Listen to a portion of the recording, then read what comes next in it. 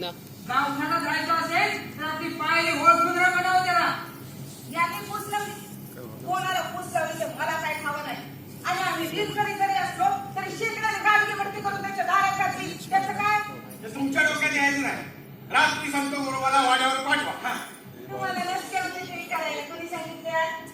आणि माझा नवरा संत आहे का कोण आहे? मला चांगलं ठाव आहे.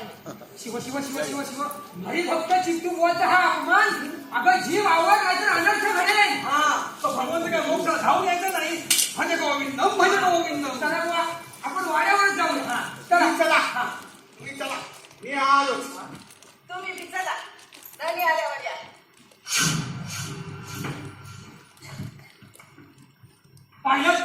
पाहिलं गुरुवर्य हा याचा उन्मत्तपणा. आपण त्या कुंभाराचा विषय त्याच्या चर्चेला घेऊया.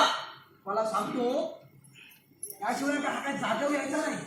गोविंद गोविंद परब्रह्म आपल्या बुद्धीत असल्यासारख्या गोष्टी करतो. अहो. आता आम्ही एक तप डोक्यात ठेवत नाही. उगीच काय?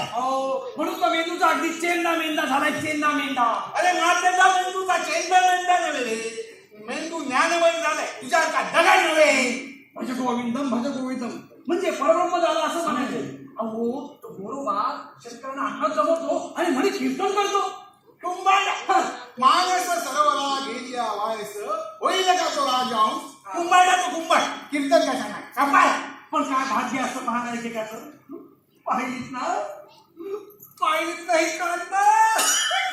अरे पाहिली, डोळे भरून पाहिली बा. अरे रागावली तर काय फार सुंदर दिसते रे. अरे म्हणून तर आम्ही इथे आलो ना कुंभाराच्या नावात. पहा पहा पहा पहा किती उजेड पडलाय तो पहा. अरे खऱ्या म्हणजे यांनी आमची पाद्यपूजा करायला हवी. गुरुवर्य तो कुंभारा कशाला करतो तुमची पाद्यपूजा.